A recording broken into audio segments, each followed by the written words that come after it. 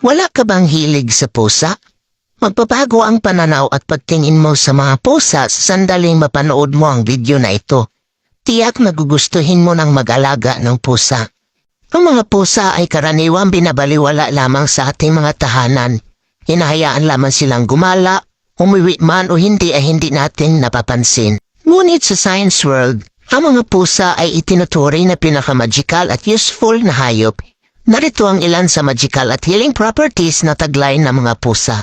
Una, ang mga pusa ay may kakayahang magbahagi ng positive energy o vibes sa tulong ng kanilang astral force field. Ang mga pusa ay territorial animal. Ibig sabihin, pinahalagahan nila na sobra ang kanilang teritoryo. Ang aura o magnetic field na lumalabas sa katawan ng isang pusa ay sumasaklaw sa kabuuan ng ganyang environment. Ganoon kalakas ang singaw ng electromagnetic field o aura ng pusa. Mahalagang maunawaan na kapag ang pusa ay kumikiskis sa iyong mga hita, hindi lamang nangangahulugan na humihingi siya ng pagkain sa iyo, sa katunayan siya ay nagbabahagi ng kanyang astral force. Ang sinumang nagtataboy sa pusa ay nagtataboy rin ng positive energy na ibinigay sana sa kanya ng pusa. Sa sandaling lumayo ang loob sa iyo ng pusa, hindi ka na ito babahagian ng kanyang astral force field. Sa halip ay kukuhanan ka na niya ng aura sapagkat ang pusa ay nagsisilbing conduit o daluyan ng cosmic energy. Siya ay maaaring makapagati ng positive energy sa inyong bahay na makapagdudulot ng kasaganaan at katiwasayan. Gusto ng mga pusa na manatili sa mga lugar na may malakas na enerhiya tulad ng mga geopathogenic zones. Karaniwang namamalagi rito ang mga pusa sapagkat may malakas na energy flow o underground water. Kung napansin ninyo maraming pusang ligaw ang mamalagi sa inyong bakuran, tiyak na may dumadaloy na tubig sa ilalim ng inyong lote. Pangalawa, ang mga pusa ay may kakayahang magdetek at sumala ng negative energy sa paligid. Bukod sa pagbabahagi ng astral force field, minabantayan rin ng mga pusa ang tahanan ng kanyang master laban sa mga evil spirits na nagtatangkang pumasok dito. Sinasala rin ng pusa ang anumang negative energies na nananahan o nakadikit sa inyong tahanan. Sa makatuwid, makakatulong ang pagsasama ng pusa kapag kayo ay lilipat ng tahanan o apartment sapagkat sasalain na ng inyong pusa ang anumang negative energies na nananahan sa lilipatang lugar. Kapag nasense ng pusa na may spirit na gumagala sa loob ng tahanan, ang una na niyang gagawin ay alamin ang intensyon ng nasabing spiritu upang matiyak ng astral entity na ito ay hindi makagambala at makaperwisyo sa kanyang teritoryo. Susubukan ng pusa sa abot ng kanyang makakaya na mapalayas ang nasabing spiritu sa tulong ng kanyang energy field displacement.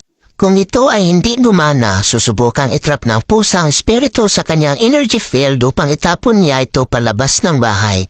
Ito ang dahilan kaya pinapaniwalaan sa ibang kultura ng pusa ay may kakabit na masamang espiritu, ngunit ang totoo kusang pinakakabit ng pusa ang masamang espiritu sa kanyang aura upang ito ay kanyang madala sa labas at doon itapon. Kaya maging mapagmatsyag kapag ang inyong alagang pusa ay laging nagpabalik-balik sa parehong lugar o spot sa inyong bahay. Obserbahan ang kanyang tense posture sapagkat malinaw na may hinuhuli o itinataboy siyang negative entity. Ang pagsingasig ng pusa ay nangangahulugan ng evil presence. Ayon sa isinasagawang scientific study, sadyang may kakayahan ng mga pusa at iba pang mammals tulad ng aso na makakita ng ultraviolet light. Ang UV light ay isang wavelength na hindi visible na human eye.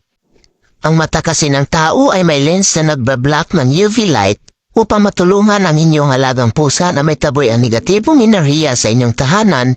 Maaaring kayong umusan na isang panalangin sa spot kung saan ninyo nakikita lagi ang inyong pusa. Maaari rin magsagawa ng cleansing ritual sa spot na iyon sa pamamagitan ng paglalagay na isang bowl na asin. Pangatlo, ang mga pusa ay may mabisang pangontra sa usog, balis at iba pang black magic. Ang presensya ng pusa ay makapagligtas rin sa iyo laban sa evil eye, usog o balis at iba pang sumpak. Upang maprotektahan ka sa masamang dulot ng usog o balis, maaring pagtabi sa inyo ang isang pusa kapag kausap mo ang isang taong hinahalaang mainit kang mata o malakas ang usog. Himasin ang kaliwang kamay ang liig ng pusa at kanang kamay sa paghimas ng buntot nito. Sa kasong ito, ikaw ay in full contact sa pusa. Ang iyong energy field ay magiging kaisa ng astral force field na iyong pusa. Ito ay lilikha na isang malakas na single force field o shield na panangga ninyo sa evil eye o anumang masamang epekto ng negative energy sa paligid. Pang-apat, ang mga pusa ay nagtataglay ng healing energy. May healing power din ang mga pusa. Anumang uri ng breed o kulay ng isang pusa ay may kakayahang makagamot ng sakit ng kanilang master. Isa sa pinaka-epektibong pamamaraan upang makakuha ng healing energy sa pusa ay ang palagiang paghago dito. Nare-release ang inyong mental at emotional stress. Nakakatulong rin ang pusa upang sa pagpapabuti ng inyong paningin o vision. Ang cat pouring ay napatunayan na nakakatulong sa mabilis na paghilom ng sugat at nakapag-stabilize ng blood pressure. Ang ibang healers ay ipinapayong mag-alaga ng pusang may puting buntot. Pagdating naman sa psycho-emotional effects sa tao, ang mga pusang may congenital main features sa kanilang katawan at mukhang tulad ng Persian cats, exotic cats, bobtail, ay nagtataglay ng dubling kapangyarihan.